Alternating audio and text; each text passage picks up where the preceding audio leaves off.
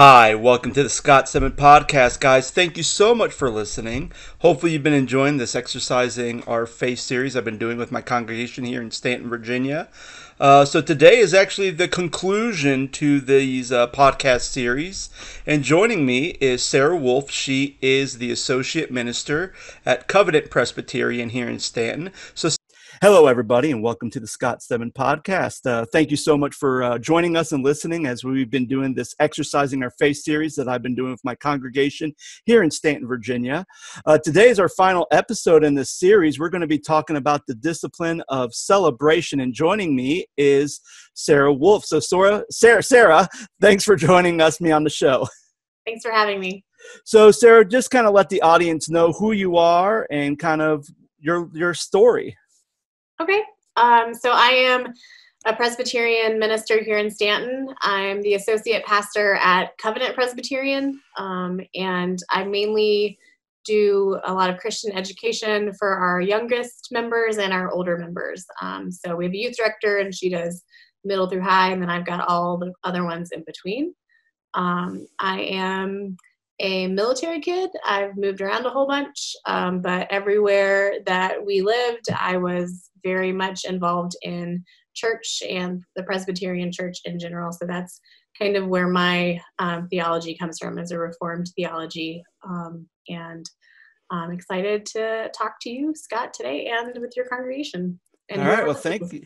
Yeah, thank you, Sarah. So when we talk about the discipline of celebration, why is that so important within church life?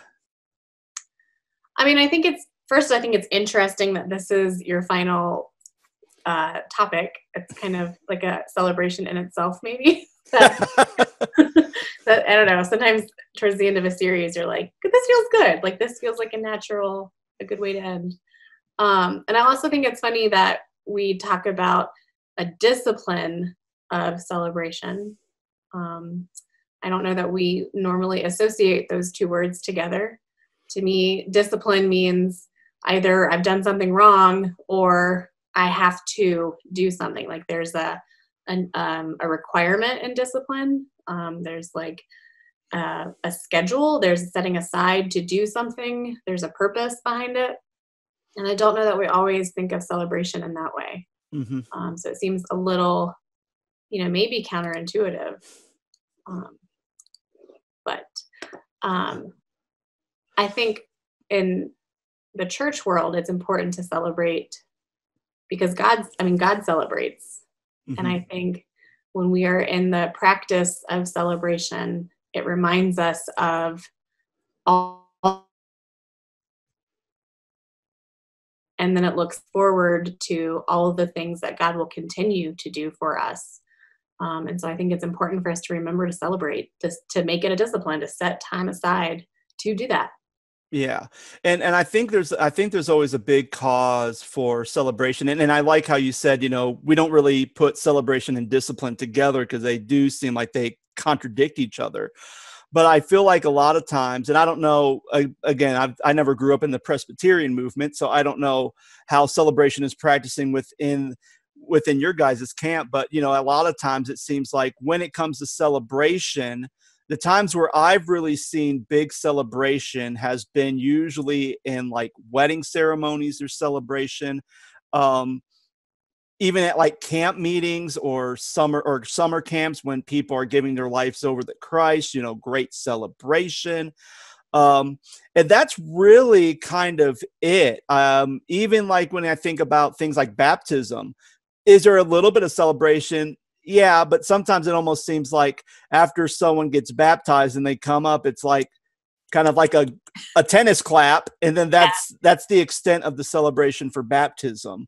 I think a lot of times there's more celebration with the parents of one who's being baptized or that inner family. But as a church, it's like, well, I'm witnessing something, and I'm excited that someone's being baptized, and then I'm going to kind of go back to doing things. And we don't really celebrate things like discipleship or even just celebrate some just big milestones, like even just not only church milestones, but even if you find someone, has battled cancer, there's always a great applause and celebration, but there's not like, let's tear down the roof type of big celebrations, like a big praise of God. And when I think of celebration, I usually think of like, I don't know, it's like being at a big birthday party instead of just being around family singing happy birthday, to me as I blow out a candle. You know what I mean?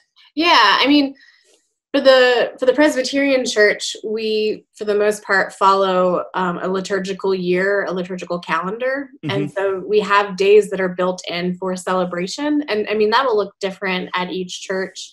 Our other minister, John, is from Pennsylvania. So he's the son of a Presbyterian minister. I'm the granddaughter of a Presbyterian minister in the Southern Church. And so it's been interesting to compare the ways that we grew up in, celebrating, funny I use that word, but observing the same, high holy days, for lack of a better word, Mm-hmm. in the Northern Church versus the Southern Church. So, for example, the day of Pentecost is in the Southern Church a big day for celebration. We encourage everyone to wear red to celebrate the coming down of the Holy Spirit and the flames and the fire. But you'll see a lot of churches having a birthday cake on Pentecost and saying that that's the birthday of the church. And you'll see in children's moments, churches singing a happy birthday. When I was talking about it with John, he was like, yeah, that's a very Southern church thing. We do not do that. And that made me kind of sad. I love Pentecost. I mean, I think, especially, the joke with the Presbyterians is that we are the frozen chosen. That we are pretty quiet in church. There was a Babylon Bee article that said motion sensor lights go off in Presbyterian church because no one moved for long enough. And so, like, we have this reputation of being pretty, kind of stoic and maybe a little introspective, that kind of stuff. And Pentecost is like our day to let loose. And so I really enjoy that celebration. I'm the product of 2,000 years of churches meeting and gathering and telling the gospel story. I think it's something we should be celebrating. And it makes me sad to hear that some churches don't get to do that. Like, we should be celebrating our history and looking forward. Yeah. And I kind of agree with that because, obviously I didn't even hear about, people celebrating Pentecost as a big thing. I feel like, especially within the Church of God, and again, that's always confusing because there's so many different Church of Gods. It's like, which one are you? So there's a bit of identity with that too. But even like when I think about Pentecost in the tradition I grew up in, it was like, that was probably the only time I've ever heard about the Holy Spirit. Like maybe one time. So, and I'm like, well, if the Holy Spirit is kind of where that moves the church and kind of guides the church, and especially, it's the paraclete, it's our advocate. It's even the one that we can do power. We receive power when the Holy Spirit comes upon us. I'm like, that's kind of an important part of church history. Why are we not talking about it much or celebrating? So the fact that you guys are wearing red and having birthday cakes, I'm like, man, I need to start adapting that in my church life. That sounds great. That sounds great. But I am also kind of, and it's always hard, I think, with celebration, because I think sometimes just within, not only within church life, but even just how we're raised, I can think about, me coming from a family, a very small family where, it was just me, my dad, and my sister. And that was kind of it, because a lot of our relatives lived multiple states away, to marrying my wife and her family. Everyone got together, and anytime there's a reason for people to get together, we get together and they'd celebrate. And that was always different for me, because personally, I'm not someone who wants to, let's go and celebrate or do big explosion or fire confetti. I'm just kind of more reserved sometimes in celebration. I think a lot of times in church, you might have some people who want to stand up and clap hands and jump up and down and celebrate the Lord. And there's other people who may be celebrating the Lord, but physically they're not showing it, but something's happening internally within them. And I think sometimes, when we talk about the discipline of celebration, it's so easy to get caught up on what we see instead of what's happening within our spirits. Yeah, for sure. I really like that, because I'm not a jump up and clap person. You will rarely find that in a Presbyterian church. It's just not what our tradition has had in its tradition. And so I do think that that's a good point. I mean, for us, celebration sometimes is more internal. We have songs of praise, hymns of praise that we sing, that are all about the glorious things that God has done for us. And there is a lot of maybe introspection going on when we're singing those hymns, when we're remembering. I mean, again, I think celebration is all about memory. And a lot of my faith journey has been faith in hindsight, of saying, wow, that time was really, really hard. And look at all the ways God was with me in that moment. And so let me celebrate, because I have that memory, but also made these memories carry me forward to the next time that I'm in dire straits again. Let me celebrate now so that I remember in the future that presence of God. Hmm. Yeah, and I mean, I think that's always a good time for celebration, being reflective as well, Mhm. because I think we can get so caught up in what's happening now within our lives, within our world, and things we don't really have the retrospective to look back and see, oh, here's how God has really blessed me, or here's how God's moving me. And, I think about, especially within celebration and church service, I think about, because this past February, a friend of mine passed away in Ohio, and she was planning on coming down and visiting us over the summer, and it just didn't happen. Um, but her story was good because she was a member of the church I was the last pastor at, and she was also a drug addict for 30 years. And before I moved down here, she got her life clean, turned her life over to the Lord. And probably one of the last things I did with her was I baptized her. Mm. And it was on a Monday, which is outside of church tradition, but she did it because so that all of her friends who were in NA could come out and witness it. And it was a very small thing, but the celebration was just very high volume, just because of her life story and her testimony, and all those who were there who saw that witness. And from that, she was pretty much clean from that moment on until she passed away just recently. And, so even like celebration being reflective, I think about her life and go, man, this was someone who literally since 18 years old has been struggling and fighting, and yet the Lord was able to redeem her after all these years and clean her up. And I even had good godly people, and even sometimes just good people who've been there, who just was there to help her to live a sober lifestyle. And that's something that's great cause for celebration. Yeah. Even if we remove the religious aspect out of it, just the someone finding hope Sure. is a great cause for celebration. Yeah. Yeah. I think it's interesting to talk about celebration right now, and looking at how we have had to change the way we celebrate during this pandemic. Looking at, all of the graduation parades that churches and just communities have done, the birthday parades. I think in some ways, I hope that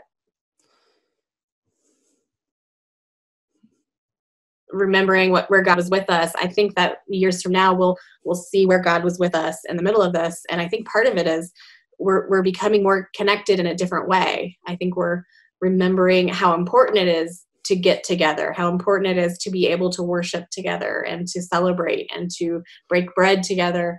And I think we're learning to celebrate in a different way. And I think that's I grieve that we are not able to be together anymore for the time being. Mm-hmm. But I'm excited about seeing, God is doing a new thing in the midst of this. And I think we will celebrate and hopefully hold on to some of those things. Yeah, and I agree with you. Just the concept of celebrating, like even a lot of like with us, we've opened up our doors, but we're using our gym, and we have everything spaced out for people to sit, and everyone's required to wear a mask, which I guess is kind of hard, because how do you sit there with a mask on? And I mean, I'm mask free because I'm also 14 feet away from everybody when I speak. Right. So we've kind of made certain things. Plus, when you're recording live and you're trying to speak to in person and online, I sound like the adults in a Charlie Brown cartoon when I speak with a mask on. So, there have been some challenges with that. But even, one of the things I think about celebrating is you can kind of try to celebrate as much as you can, or even just celebrate the fact that, people are healthy within your congregation. I try to make an effort to try to contact everybody in the church, call them, at least do a personal contact with them. And even then, just hearing how they're doing, that's a great cause of celebration, or even praying with them on some of the good news that they've got that, they haven't had the time to share with the entire body because they haven't had the opportunity to connect with them. So sometimes, I'm kind of that like middleman to kind of say, oh, I've heard this. Now I'm going to have to send an email out to the church, say, hey, pray for this, or hey, let's celebrate this. This is going on. So there's some great news.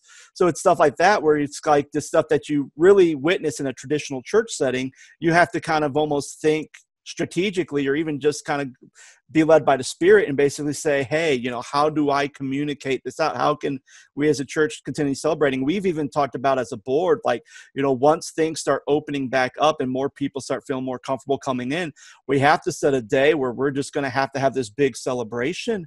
Have either, whether it's a big, I don't know if we'll still be doing potlucks, maybe we'll just have to order food and just pick it up, or whatever the case. But, let's just have this big celebration because we've been through much as a church. And even though it may not be, and it wasn't just because of church policies or politics, right, or difference of personalities, but we just haven't been together. And I think a lot of times the good thing about COVID is it puts everything back in perspective.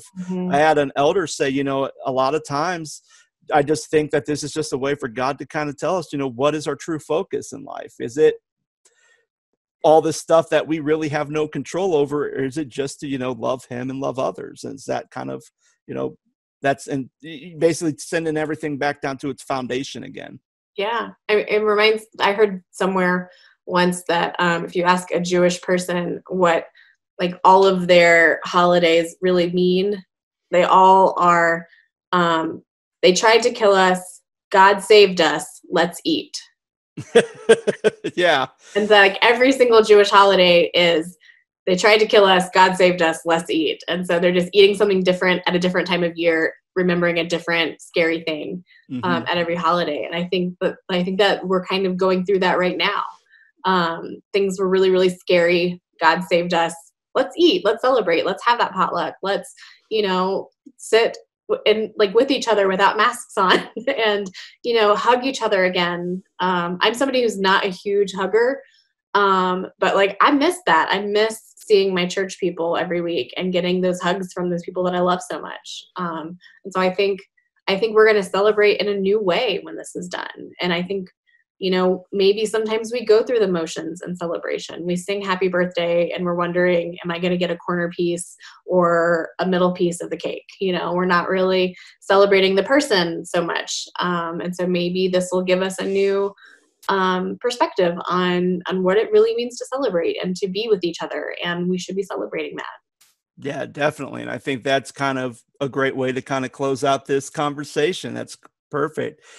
So again, Sarah, thank you so much. And is there is there anything you want to let everyone know what you're doing? Any projects you're going on? Hint, hint, your podcast.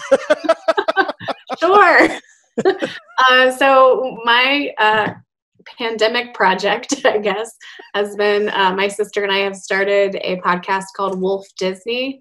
And so we are the Sisters Wolf, and we are making our way through the Disney catalog movie by movie, and we have not seen the majority of them, which I think drives some people crazy when we can't think of Disney character names or anything like that.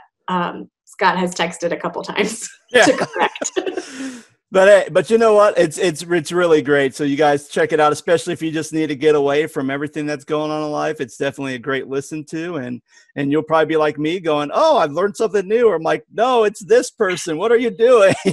But it's good, and it's great, and I really enjoyed it, and I've definitely enjoyed this conversation with you, Sarah, on celebration, and hopefully, once everything starts trying to get back to where we can be mask free, people free, definitely want to try to get back and back in contact with you, and probably do some other community projects with you guys over there at Covenant. That'd be great. All right. Thanks for having me. Yep. And guys, thank you again so much for listening to the Scott Stedman podcast. Again, if you're just now tuning in and listening to it, feel free to like, share, and subscribe. You can find me on anywhere, Apple Music, Google Play, Spotify, anywhere you can find a podcast, you can listen to it. You can also find me on my website, thescottstedman.com. And again, Sarah, thank you so much for joining me. Thanks for having me. All right. And everyone else, hope you have a great week, and I'll talk to you later. Bye.